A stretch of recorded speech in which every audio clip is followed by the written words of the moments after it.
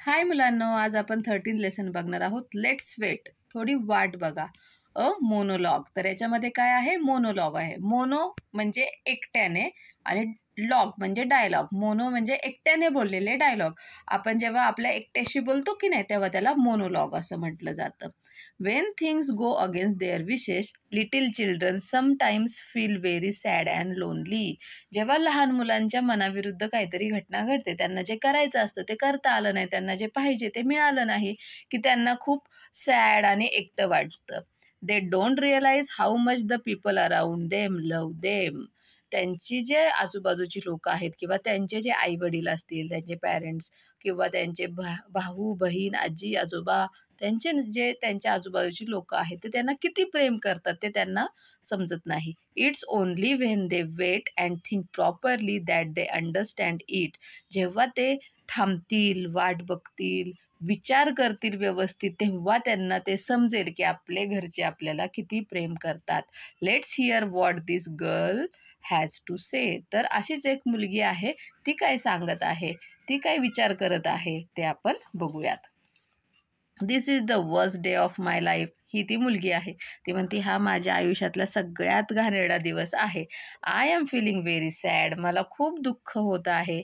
You may not believe it but I am the सॅडेस्ट person on this earth. तुम्हाला विश्वास बसणार नाही, पण मी या पृथ्वीवरील सगळ्यात दुःखी व्यक्ती आहे, असं ती मुलगी म्हणत आहे. बघा, तुम्हाला सुद्धा जरा काही झालं की म्हणतात मला खूपच दुःख झालंय, माझ्याकडे हेच नाही, माझ्याकडे तेच नाही, सगळ्यांकडे आहे असं आपल्याला वाटतं. पण आपल्यापेक्षा पण दुःखी खूप लोक असतात, त्यामुळे आपण नेहमी खुश राहायचं. The reason is that nobody loves me. त्याचं कारण काय आहे? कारण कोणीच माझ्यावर प्रेम करत नाही. I have a family, mummy daddy granny and a younger sister. मला माझी फॅमिली आहे. माझ्या फॅमिलीमध्ये मम्मी आहे, आई आहे, डॅडी आहेत, बाबा आहेत, ग्रॅनी म्हणजे आजी आहे आणि यंगर सिस्टर आहे, छोटी बहीण आहे. I have been sitting here behind this sofa for the whole day. मी या सोफ्याच्या मागं दिवसभर बसलेली आहे. Okay, for the last 8 hours. नाही, दिवसभर नाही, 8 तास झाले मी बसलेली आहे. All right at least an hour. नाही, थांबा. फक्त 1 तास बसलेली आहे. At least 10 whole minutes and no one has notice. नाही, 1 तास पण नाही, फक्त मी 10 मिनिट बसलेली आहे, पण मला कुणी बघितलंच नाहीये की मी अशी इथं रुसून बसलेली आहे. बघा, तुम्हाला सुद्धा छोट्या मुलांना असं वाटतं की खूप वेळ झालं मला माझ्यावर कुणी प्रेमच केलं नाही, खूप वेळ झालं मी इथेच बसली आहे, माझ्याकडे कुणाचं लक्ष नाही. तसं तिला झालेलं आहे. They all are interesting only in my sister. आता तिची छोटी बहीण असते, तर त्याच्यामुळं तिला असं वाटतं की सगळे तिचेच लाड करतात, ते सगळ्यांचा इंटरेस्ट फक्त माझ्या छोट्या बहिणीमध्येच आहे. Even when she cries for no reason they all rush to her, pick her up and give her whatever she wants.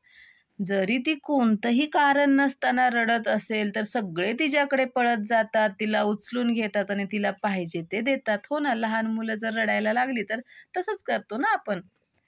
I should really go away and live in some interesting places. मला असं वाटतं इथून निघून जावं आणि कुठल्या तरी चांगल्या ठिकाणी जाऊन राहावं. I think I will become a hermit and wonder in the mountains and forests. Hermit म्हणजे साधू. मला तर असं वाटतं सगळं सोडून जाऊन साधूच बनावं, जंगलामध्ये, डोंगरावरती, माउंटन्समध्ये जाऊन राहावं. I will eat the fruit on trees and make friends with birds and animals. आता हे जंगलामध्ये वगैरे राहायचं म्हणजे तिथे काय खायला भेटणार? तर फ्रूट्स खावे लागणार आणि तिथं ॲनिमल्स असणार, बर्ड्स असणार, त्यांच्याशी मी मैत्री करेल. Or I could ride away on a camel and live in a desert. किंवा मग मी वाळवंटात जाऊन राहते डेझर्टमध्ये आणि उंटावर बसून राहते, उंटावर बसून राईड करते. At night I will sleep in a tent. आणि रात्रीचं मी एखाद्या टेंटमध्ये, तंबूमध्ये जाऊन झोपेल. Or better still I will travel to the north pole and live in an igloo made of ice. आणि नाहीतर मग मी नॉर्थ पोलला जाऊन राहते, जिथं सगळीकडे बर्फ असतो. तिथली लोक इग्लूमध्ये, जे बर्फापासून बनलेलं घर असतं की नाही, इग्लू, त्याच्यामध्ये राहतात, तर मी त्याच्यामध्ये जाऊन राहील. I will make friends with the polar bear. आणि तिथला जो पोलर बियर आहे की नाही, त्याच्याशी मी मैत्री करेल. अशी ती स्वतःच्या मनाशी बोलत आहे. व्हॉट्स दॅट? हे काय आहे? समथिंग सॉफ्ट अगेन्स्ट माय बॅक. माझ्या पाठीमागे काय हे मऊ मऊ लागत आहे? ओ, इट्स बेबी. ए, हे तर बाळ आहे. What are you doing here, you silly? ए मूर्खा, तू इथे काय करत आहे? Go away, don't smile at me. जा इथून निघून, माझ्याकडे बघून हसू नकोस. तिचं जे छोटं बाळ होतं ना, ती छोटी बहीण होती ना, ती सोफ्यामागे बसलेली होती, म्हणून तिच्या मागे मागे येऊन तिथे थांबलेली आहे आणि तिच्याकडे बघून हसत आहे. म्हणून ही तिला चिडून म्हणत आहे की तिथून निघून जा. व्हाय डू यू फॉलो मी? तू माझ्या मागे मागे का येत आहे? हे शब्द आपण असा हाकलण्यासाठी वापरतो ना. जा जा इथून. Is there nobody else in the house to look after you? घरामध्ये कोण नाही आहे का तुझी काळजी घ्यायला, तुझ्याकडे लक्ष द्यायला? डोंट कम हिअर, इकडे येऊ नको. You may bump into something and I will get all the scolding. तू कुठेतरी जाऊन पडशील, कशात तरी पडशील आणि मग सगळे मलाच रागवतील. Why do you have to do everything that I do, copycat? जे मी करेल तेच तुला कशाला करायला पाहिजे, copycat? Oh, never mind. मग ती म्हणते, नाही, काय तसं नाही आहे. Really the people in this house, they should look after her better. मग तिला जे वाटत होतं ना की सगळे माझ्या लहान बहिणीचीच काळजी घेतात, ती रडली की तिच्याकडे जातात, तिला पाहिजे ते देतात, माझ्यावर कोण प्रेम करत नाही, तर ती विचार करते आणि म्हणते, नाही, तसं नाही आहे. ह्या घरातली लोक खरं ह्या छोट्या बाळाची काळजी तिच्या चांगल्यासाठीच तिची काळजी घेत असतात. I am a grown up girl now. मी आता मोठी झाली आहे. I can manage on my own. मी स्वतः सगळ्या गोष्टी करू शकते. म्हणजे मी कुठे पडणार नाही. मी माझ्या गोष्टी व्यवस्थित करू शकते. But what about this little baby? पण ह्या लहान बाळाचं काय? Come baby, let's crawl out from here. ते बाळ सोफ्याच्या मागे आलेलं असतं. मग ती तिला बाळाला म्हणते, चल आपण इथून रांगत रांगत बाहेर निघून जाऊया. When I go away I will take you with me. जेव्हा मी बाहेर जाईन तेव्हा मी तुला घेऊन जाईल.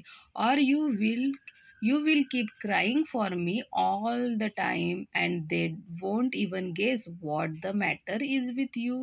नाहीतर मी नाही म्हणून तू नुसतं रडत बसशील आणि घरातल्यांना कळणार पण नाही की तू का रडत आहेस.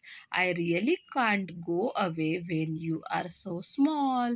मी खरंच तू एवढी लहान असताना मी कुठेच जाऊ शकत नाही लांब. Let's wait till you are a little older.